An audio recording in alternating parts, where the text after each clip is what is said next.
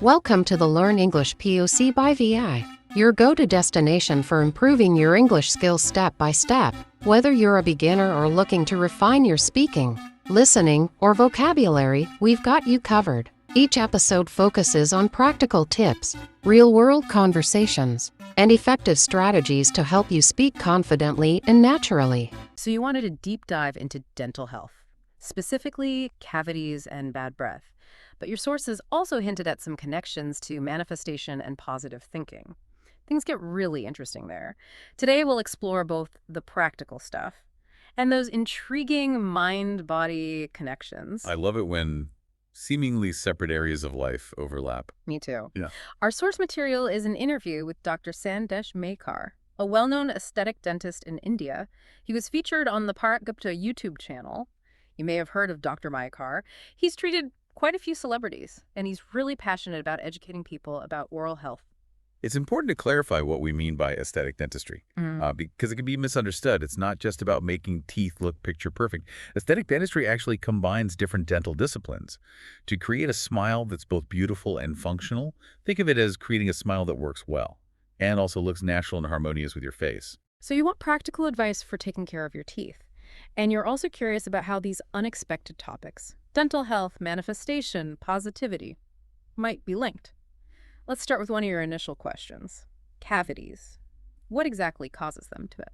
Dr. Maykar describes cavity formation as a biochemical process, which is a great way to understand the science behind those pesky holes.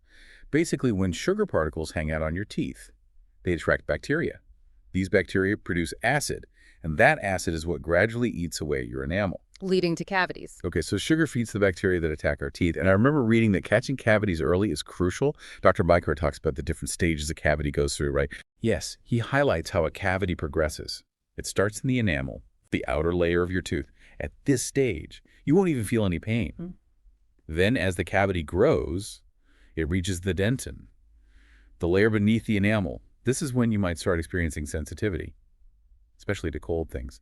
But if you ignore it, the cavity could eventually reach the pulp, the very heart of your tooth, where the nerves and blood vessels live. That's when the intense pain kicks in. Yikes. No one wants to reach the intense pain stage. So how do we avoid that? Brushing twice a day, like we've always been told. That's where it gets interesting. Dr. Maykar actually challenges the brush twice a day advice.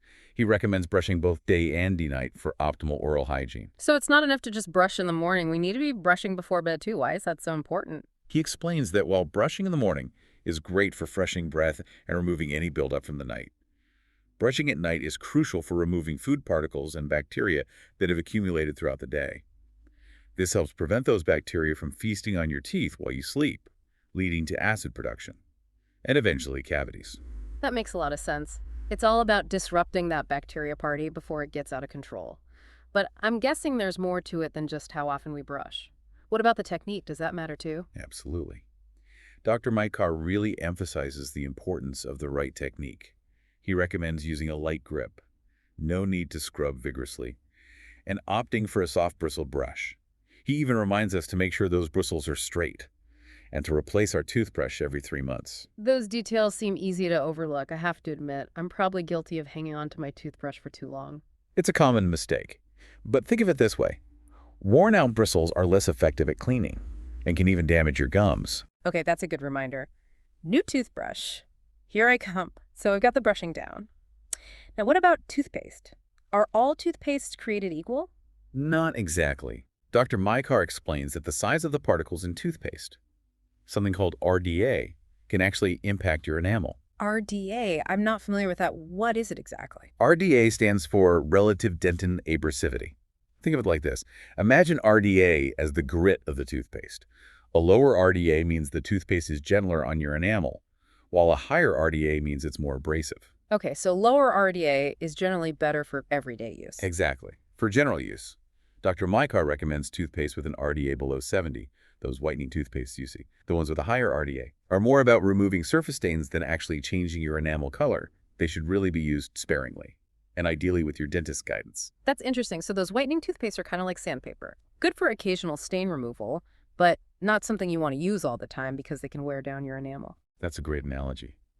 And speaking of exciting developments in the dental world, Dr. Maikar even mentioned a natural drinkable toothpaste and mouthwash using nanotechnology that's in development. It's definitely something to keep an eye out for in the future. A drinkable toothpaste. That sounds pretty revolutionary. I'm curious to see how that works. Okay, let's move on to another topic you wanted to explore. Bad breath. What are some of the common culprits? Dr. Maikar explains that while poor oral hygiene is a common cause, bad breath can stem from a variety of factors. Tartar buildup and food particles stuck between teeth are definitely culprits. But surprisingly, he says bad breath can also be a sign of stomach upset or even chest congestion. Wow, I wouldn't have guessed those could be linked to bad breath. It's fascinating how interconnected our bodies are. It really highlights how our oral health is connected to our overall well-being in many ways. So it's not just about what's happening in our mouths. Our overall health plays a role, too. He also brought up something I found surprising. Tongue cleaning. Apparently it originated in India, and he considers it crucial for good oral hygiene. Tongue cleaning is often overlooked, but it can make a big difference. Think about it. Your tongue has a large surface area and lots of tiny crevices where bacteria can hide. Cleaning your tongue helps remove those bacteria, reducing odor, and improving overall oral hygiene. It's like giving your whole mouth a good spring cleaning. He also said something that made me laugh. But it's true, we often can't detect our own bad breath. He suggests having someone you trust, like a close friend or family member, to give you an honest sniff test every now and then. It's true. We become accustomed to our own sense. Having that outside perspective from someone we trust can be really helpful in identifying and addressing bad breath issues. Okay, that's good advice. Even if it's a little embarrassing to think about, it's definitely better to know than not. You were also curious about vaping and its effects on teeth. What did Dr. Maikar have to say about that? He emphasized that anything excessive or unnatural in the oral cavity can cause damage, and when it comes to vaping, he highlights discoloration and potential precancerous conditions as real risks. That's concerning. A lot of people seem to think vaping is harmless, but clearly it's not. It's important to be mindful of what we're putting into our bodies and how it affects us, both internally and externally. And that includes being aware of the potential impact on our oral health. He also debunked a common myth about whitening toothpastes. He said they don't actually change your natural enamel color. Right. He explained that those whitening toothpastes mainly work by removing surface stains, which can make your teeth appear brighter. But it's not a true change in the color of your enamel. It's more about illusion than transformation. So those dazzling white claims in toothpaste commercials are a little misleading. Now, this is where the conversation takes an unexpected turn. The interview went beyond dental health, touching on some pretty intriguing topics: manifestation and positive thinking. Dr. Maikar shared a personal story about manifesting a connection with a man who remarkably resembled his deceased father. It's fascinating how he brings these seemingly unrelated concepts together. Right. This is where we shift from the practical world of dental care to the more abstract realm of the mind-body connection. And I have to say, his story about his manifested father figure was incredibly moving. It definitely added a whole other dimension to my understanding of him. Stories have a powerful way of shaping our understanding of the world and the people in it. Absolutely. It's not just the science, but also the personal experiences that really bring these concepts to life. It's really intriguing to consider the potential link between oral health and overall well-being. We've been talking about taking care of our teeth, but what about the connection to our mental and emotional states? Dr. Maikar's story about manifesting a connection with a man who looked like his deceased father and how his diabetes disappeared after a major surgery suggests there might be more to this connection than meets the eye. I'm right there with you. We usually think about dental health as purely physical: brushing, flossing, avoiding sugar. But what if our thoughts and emotions play a role too? It's a question worth pondering. We know that stress, for example, can show up in our bodies in different ways. Headaches, digestive issues, these can all be linked to stress. Could stress also impact our oral health? It's interesting that you bring up stress, because Dr. Maikar didn't directly say that stress impacts oral health. But he did emphasize the importance of a clean heart and pure intentions for manifestation to work. And remember his story about letting go of financial concerns. Even when a famous actress owed him a large sum of money, he didn't stress about it. Could that attitude of generosity and trust actually contribute to his overall well-being, which in turn might affect his oral health? That's a fascinating thought. It connects to the bigger picture of the mind-body connection. There's a growing body of research showing how our thoughts, emotions, and beliefs can influence our physical health. So it's not just about brushing and flossing, but also about cultivating a positive mental and emotional state. I know I've heard about the gut-brain connection, how the bacteria in our gut can impact our mood and brain function. Could there be a similar connection between our oral health and our overall well-being?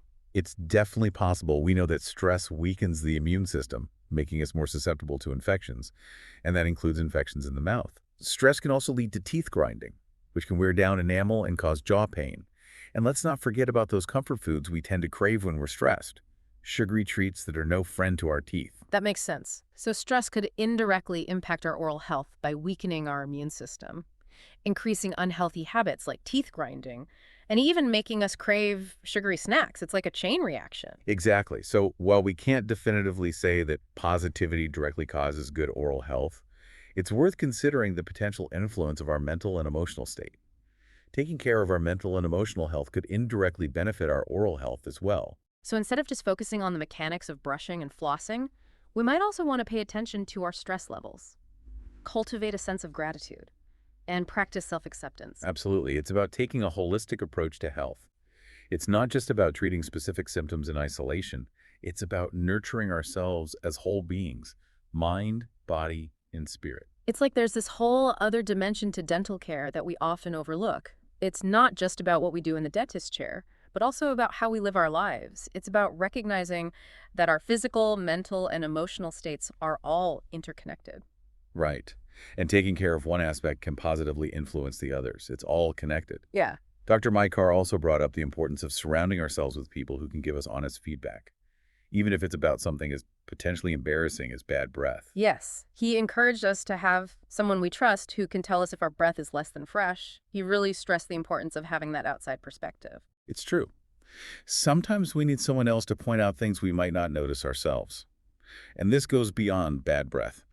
It's about having people in our lives who can offer constructive criticism and support our growth, even when it's uncomfortable. It's like having a trusted mirror reflecting not just our physical appearance, but also our habits and behaviors. Sometimes those reflections can be tough to face, but ultimately they help us become more self-aware and make positive changes. I think that's a great way to put it. It's about having those people who can help us see ourselves more clearly and encourage us to be our best selves. Speaking of encouraging positive change, I was really struck by Dr. Mayakar's passion for using his influence to promote healthy choices. He even called out those who endorse products that are harmful to oral health, especially those that increase the risk of oral cancer. It's admirable that he's willing to take a stand, even if it means potentially ruffling some feathers. He specifically mentioned Shah Rukh Khan, who was his patient for many years, praising him for quitting smoking and advocating for healthier choices. He also commended Anil Kapoor for refusing a huge endorsement deal for a product that could have been detrimental to people's health. It's a reminder that we all have a responsibility, especially those with a platform, to promote positive behaviors and advocate for what's right. It's a powerful message. Yeah. And it raises an important question. How can we use our influence, even in our own circles, to advocate for health and well-being? It starts with our everyday choices. We can choose healthy snacks, encourage regular dental checkups, or even just speak up when we see someone engaging in behaviors that are harmful to their health. It might seem small, but those choices matter. They really do. Our actions, no matter how small, can have a ripple effect. Even if we're not celebrities with a huge following, we can still make a difference within our own communities and families. It's like that saying, be the change you want to see in the world. We don't have to wait for someone else to make a difference. We can start with ourselves, right here, right now. So far, we've talked about the science behind cavities, the importance of a holistic approach to health, the power of honest feedback, and the responsibility we all have to promote positive behaviors. It's amazing how much we've covered, and we haven't even touched on Dr. Mayarkar's definition of aesthetic dentistry. He goes beyond just creating a designer smile, emphasizing the importance of restoring functionality and ensuring that teeth look natural. He wants to enhance what's already there, not impose some artificial ideal. That's a really interesting distinction. It's not about trying to fit some mold of what a perfect smile should look like. It's about creating a smile that's unique and authentic to the individual. Exactly.